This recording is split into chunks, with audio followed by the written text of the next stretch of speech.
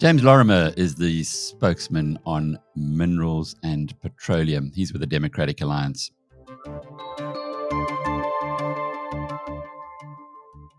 So now you're part of government, James. Your party is part of government. In the past, we could have lovely, free-flowing conversations where there were no kickbacks coming onto you in future from within the party or indeed anywhere else. Now I guess you got to be a little more circumspect, or not. Well, yes, I think treat what I say about the grand political project with a pinch of salt. This is my opinions. It's not necessarily the opinions of the Democratic Alliance until it is about specifically minerals and petroleum. That's my lane. So I can talk freely in my lane. The other ones, well, that's an opinion and everyone has one. I might have a different one because I'm close to it all, but please treat it as such. Well, and I want to start there because we're going to focus on the minerals, the new proposed minerals and petroleum bill or mineral resources bill.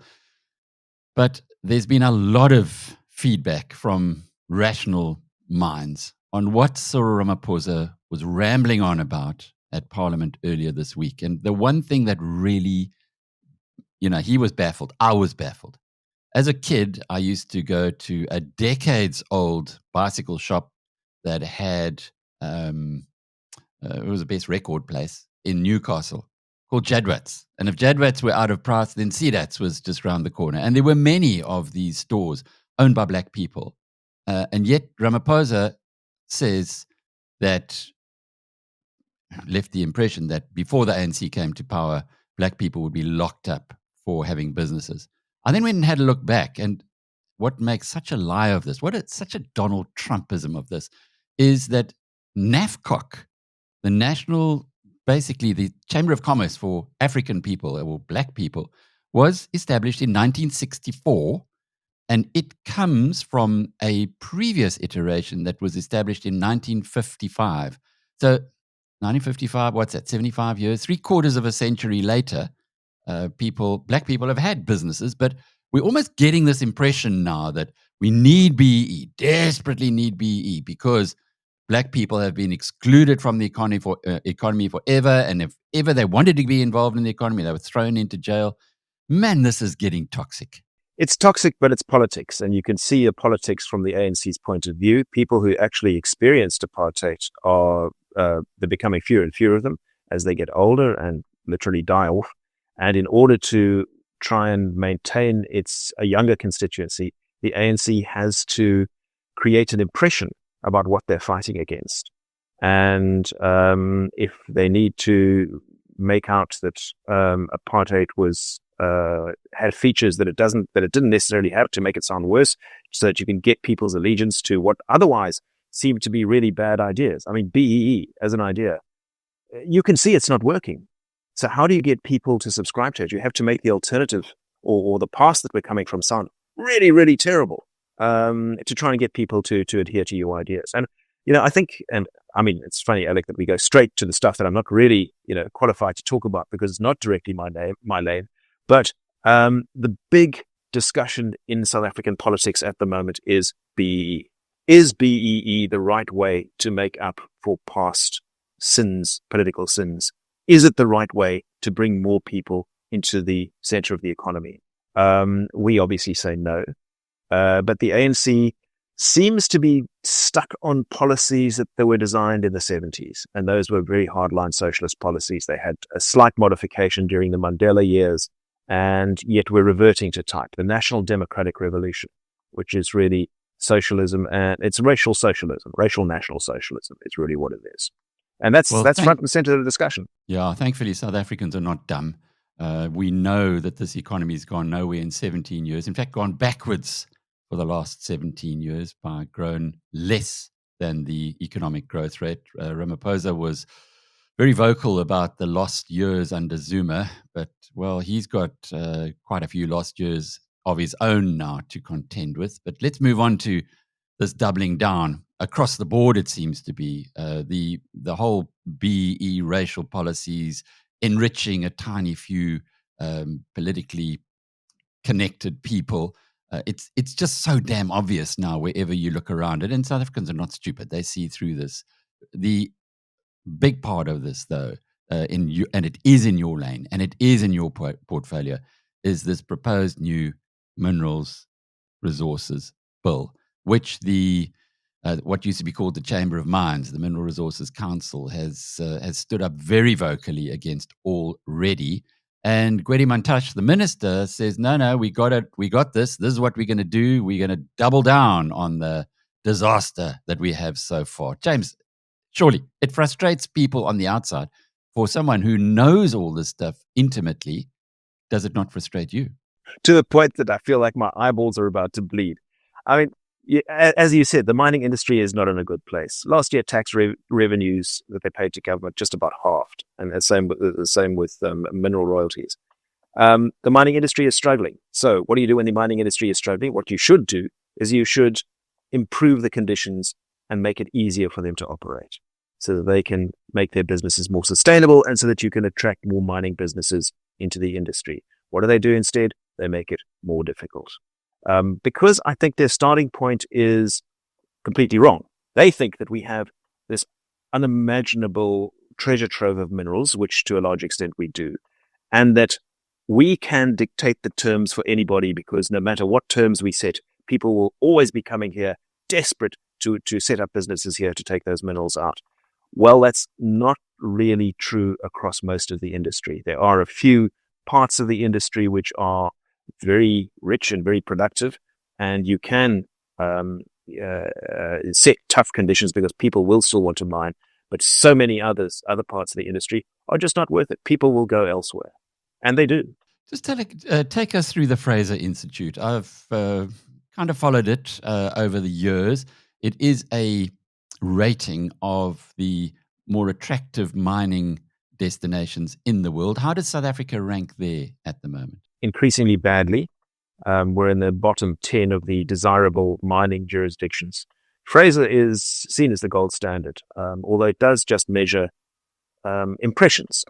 But that's, after all, what investment decisions are built on. And if people's impression is that South Africa is a terrible place to put your money, then they won't put their money there. And that's what's been happening.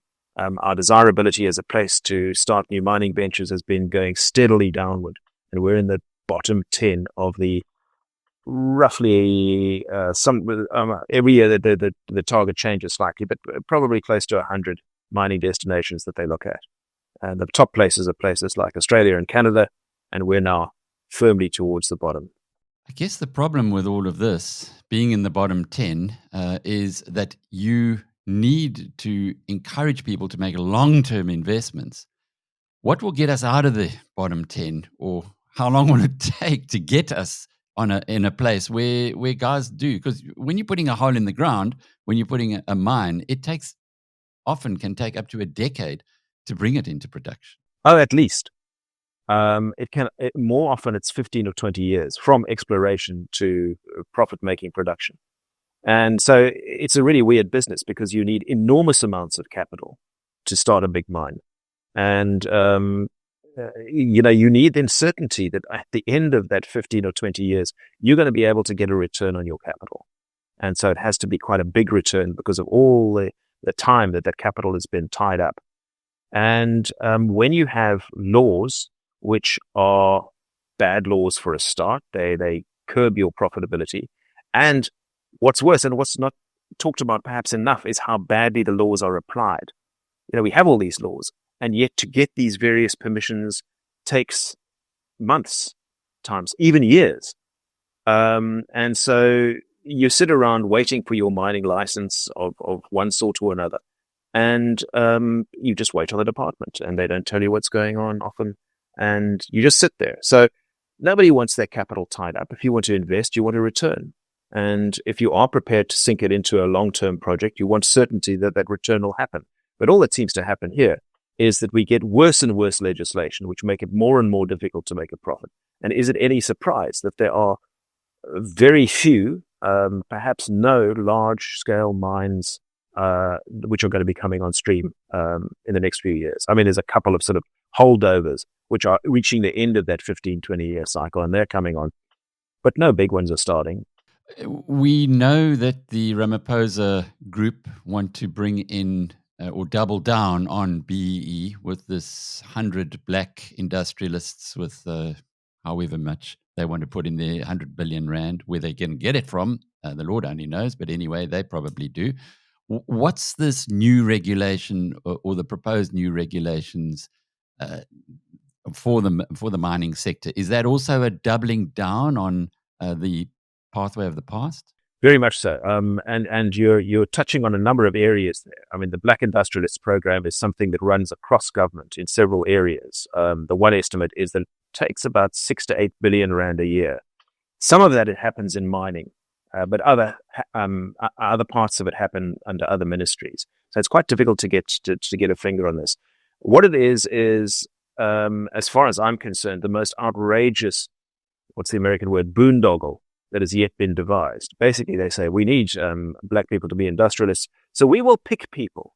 We don't really know what the criteria are. We'll pick people and we will bung them several tens of millions of rands and they will become industrialists. Now, guess who's going to get those millions? And guess if any of them do eventually end up making money, guess who they're going to be beholden to? They're going to be ANC businessmen feeding money back to the ANC. I think that's one of their funding sources. And that's a hobby horse of mine that I ride now and again. This particular amendment bill, though, doesn't talk to that. It talks to various other things. And parts of mining legislation that have reared their head in the past and have been thankfully seen off are coming back now. So it's, as you say, it's doubling down. The mining industry is not doing well. So in typical ANC fashion, what are they doing? Well, all the things that cause it not to do well, they're bringing back in force. I think it's a lack of imagination. It's a lack of understanding of how economics works. And the only thing in their playbook is black economic empowerment and all the things that they've tried up until now. So they're unable to change course. And so we have this doubling down. So, I mean, can I go through some of the sort of, what are they? About six kind of prominent things. Now, remember, it's early days. This thing has been very confusingly written, but this is what's come out of it so far. So you may remember that the legal battle over once empowered, always empowered, which came up in the discussion of the mining charter. And that was eventually decided by the courts. And just to give you a bit of background, what it is that when you have a mining license, you have to have a black empowerment component of 30%.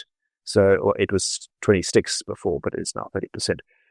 So what was happening was that you would have to find a black company. They would often have to be financed because, of course, the whole rationale is that you're empowering them. So you'd have to design these complex financial structures so they would own that percentage of the mine and be able to pay for it somehow out of future profits, etc. Very complicated set of agreements. What was happening was black groups were coming in in some cases, then selling those shares and taking a profit, which, fair enough, mines were saying, okay, well, we've empowered you. We don't have to do it again. The government wants you to maintain that 30%. I should stop talking about the government. That's habit. The ANC wants you to maintain that 30%. And so if your black partners exit, you have to go around and find more and set up another complicated financial structure, which will cost your other shareholders, not only in money, but also in time and effort. So it makes it incredibly complex. That is back in the law now. So once empowered, always empowered is going to go. So that's one of the most problematic things about this new law. There's another thing about change of control of people who own mining licenses, what they call Section 11 of the Act. And it is now that if there's a private company that owns a mining license, the change in ownership of even one share in that company has to get the permission of the minister. Not control, as it used to be, but the change in ownership of even one share. And when it's a listed company, it has to be agreed to by the minister to when there's a change of control, even if the change of control happens offshore. So you can imagine a big multinational gets taken over in Australia, and yet the minister has to give permission for that to happen in South Africa. Quite how that's going to work, we don't know. That's one of the features of this amendment, is there's a lack of clarity. Then there's the whole issue about beneficiation.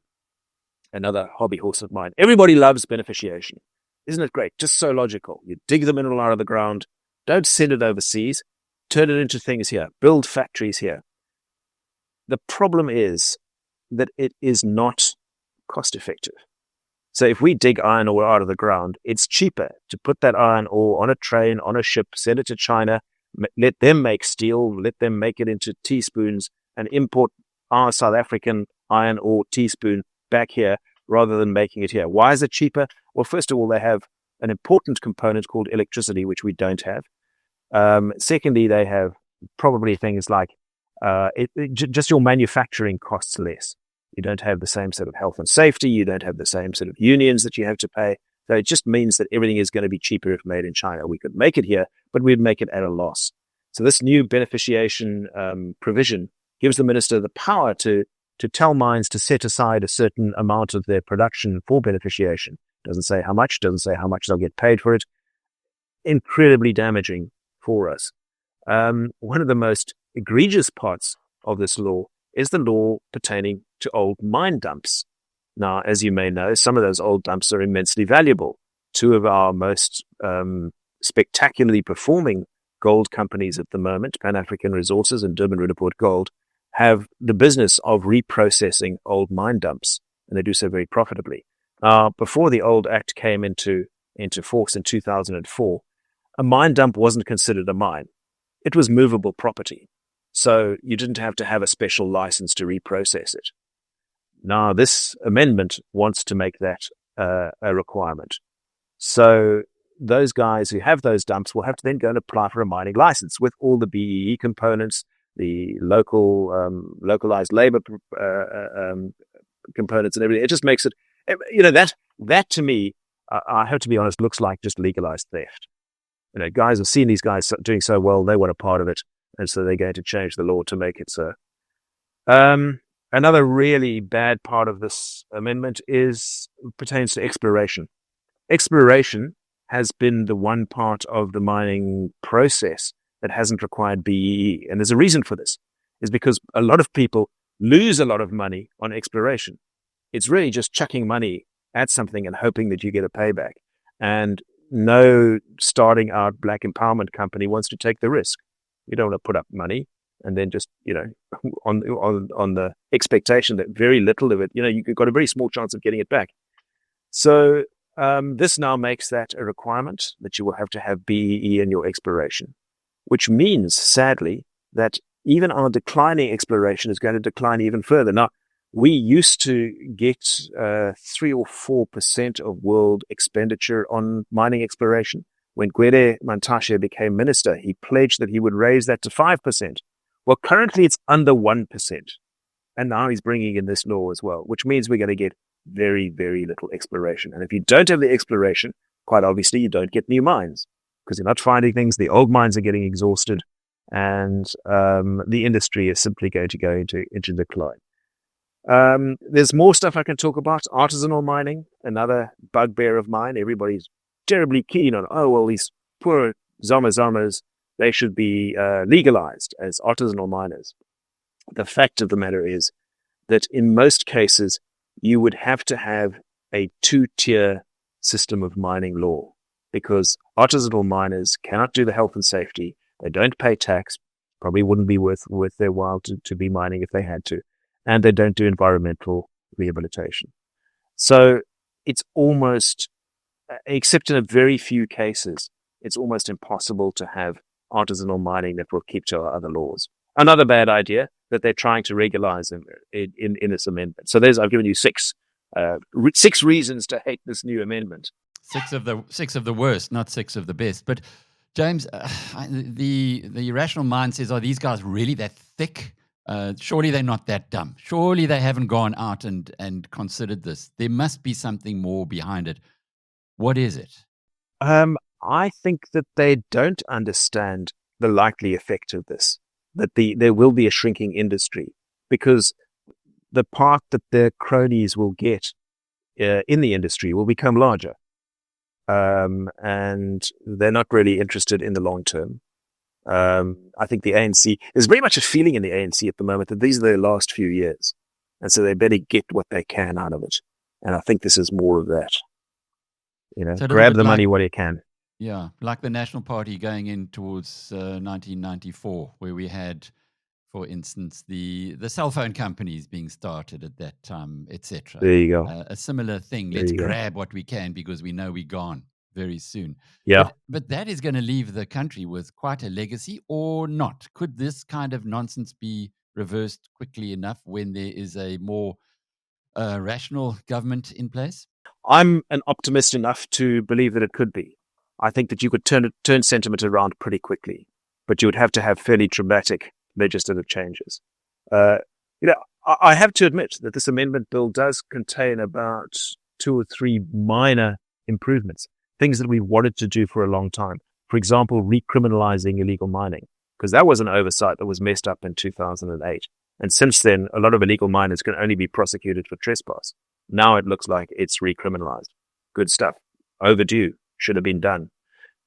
So yes, there are a couple of, as I say, very minor areas of confusion that are being cleared up by this bill. But yes, as to the bigger picture, it would be very easy, I think, to change the legislation quite dramatically and send a signal to investors that we are open for business. We certainly aren't doing that at the moment.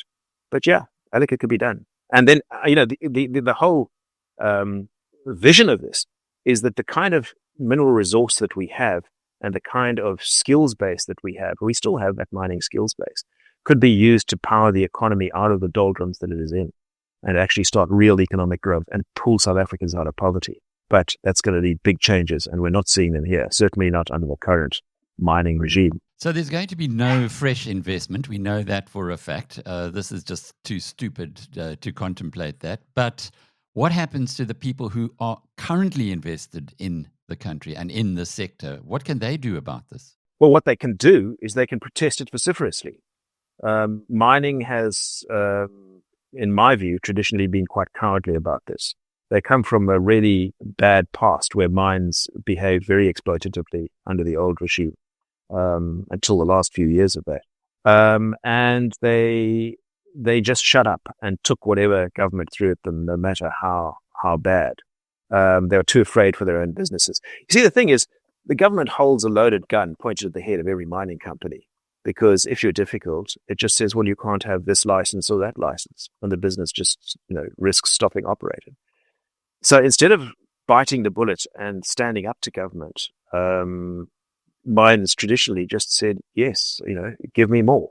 And it's only in more recent years, as conditions in the industry have got more difficult, that they've started pushing back a little bit.